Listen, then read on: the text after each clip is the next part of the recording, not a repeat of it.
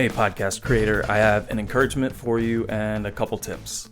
So, first of all, when life sidelines you, it can be a scary feeling, it can be frustrating, sometimes it happens. It could be because of a number of things, like you get a new kid in the house, you move, someone's sick, you have a loss, and it throws you out of the flow that you were in. First of all, I want to encourage you not to be scared of leaving that one flow of like you were doing so good, you were kicking ass, and now you're like, or it could be not a sidelining, but it could be that you're stuck. You're like, I've been making this content forever and I have a complete creative block.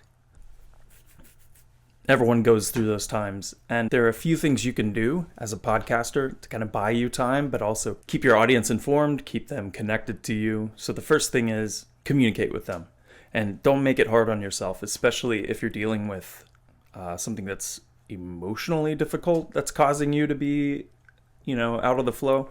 You can record a message on your iPhone or your Android or your whatever and just say, hey, this is so-and-so. I'm in the process of making new content for you. It's going to be a couple weeks, so I wanted to let you know what's going on. And next week, and so you might plan ahead. You might say, leave them a little message.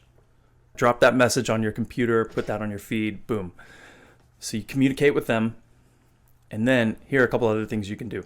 You can go back through your catalog and see if there are old episodes that maybe some of your newer audience hasn't listened to, or that you just think is important, or that is great for filling the time.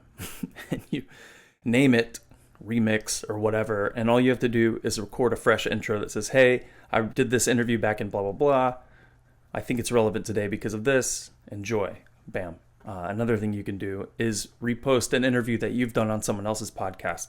So all of these things are ways that you can do a minimal amount of work, which you're needing to do because you're out of your flow. And you stay engaged with your audience.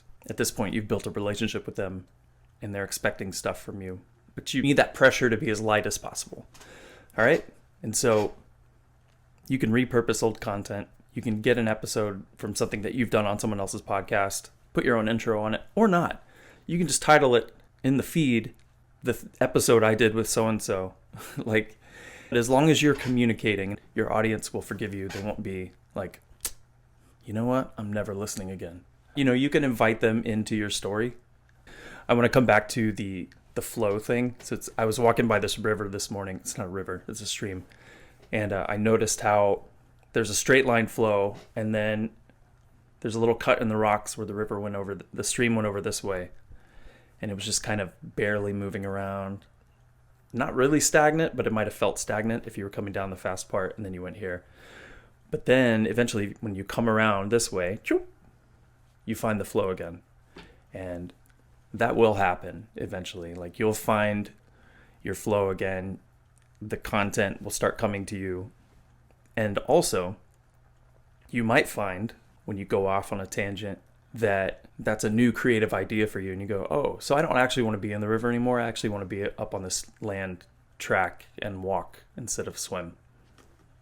So anyway, don't be anxious. All right, happy podcasting.